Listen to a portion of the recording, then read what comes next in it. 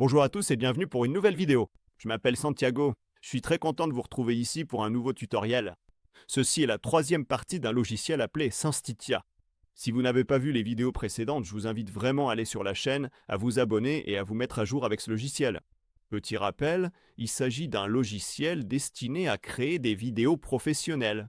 Vous pouvez créer ces vidéos professionnelles de plein de façons différentes.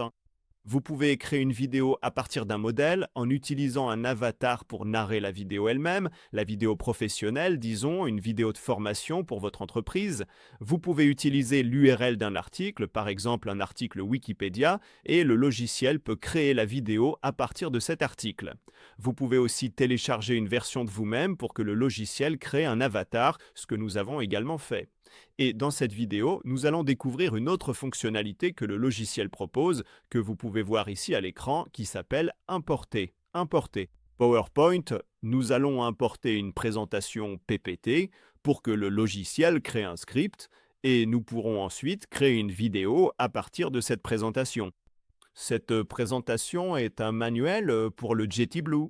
C'est le micro que j'utilise pour enregistrer cette vidéo et nous allons voir comment le logiciel s'en sort. Sans plus attendre, je vais faire disparaître mon visage pour que vous puissiez mieux voir mon écran et que je puisse vous montrer ce dont cet outil est capable. On se retrouve à la fin les amis. Voici donc la page d'accueil. Voici quelques-uns des projets que nous avons utilisés dans les vidéos précédentes.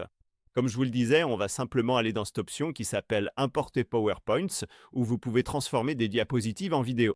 On va cliquer juste ici sur Importer et on va importer le fichier PPTX.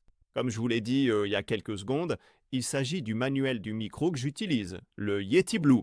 Juste ici. Vous pouvez choisir si vous souhaitez activer l'édition des éléments de texte ou si vous voulez convertir les notes du présentateur en script. Je vais simplement laisser ces options décochées et cliquer sur Importer PowerPoint. Voici donc la présentation que j'ai importée. Comme je vous l'ai dit, c'est le manuel du micro que j'utilise, le Yeti Blue. Si on va dans les scènes juste ici, on peut voir que chacune des diapositives a été divisée en une scène. Il y a actuellement 20 scènes, mais il n'y a pas encore de script. Donc, comme toujours, on peut taper notre script ou l'importer depuis une autre IA.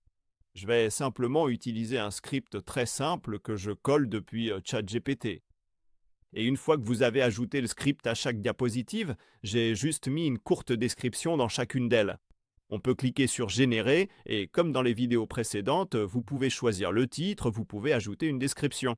Vous pouvez également ajouter des sous-titres pour que les personnes malentendantes puissent voir la vidéo. Et vous pouvez aussi changer la voix de chaque scène spécifique et de chaque diapositive grâce à cette option ici. En ce moment, on utilise Alex, mais on peut ajouter de nouveaux intervenants, on peut changer l'orateur lui-même parmi tout un tas de voix différentes dans la bibliothèque.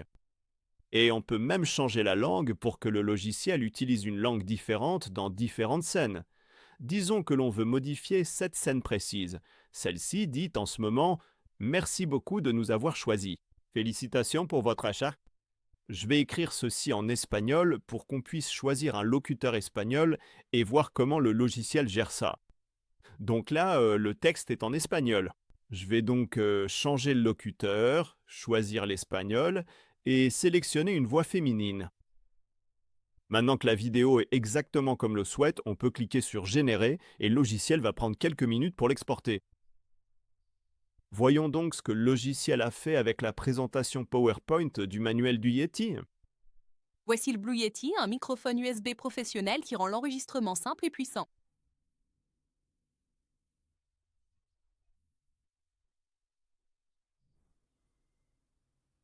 Commencer est un jeu d'enchant. Il suffit de brancher le câble USB à votre ordinateur et le Yeti est prêt à l'emploi. Aucun pilote mais nécessaire. À l'avant, vous trouverez un bouton de sourdine et une molette de volume pour votre casque. Cela vous permet de garder un contrôle rapide pendant l'enregistrement.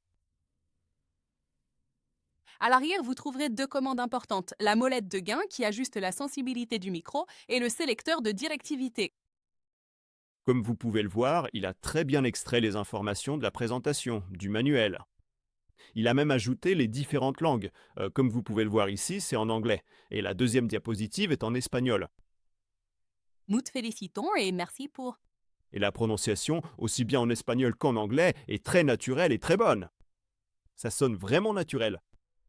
Et c'est aussi simplement que ça, vous pouvez créer une vidéo concise et rapide en utilisant un PDF ainsi qu'un PPT à utiliser dans différents contextes. C'est à peu près comme ça que vous procédez.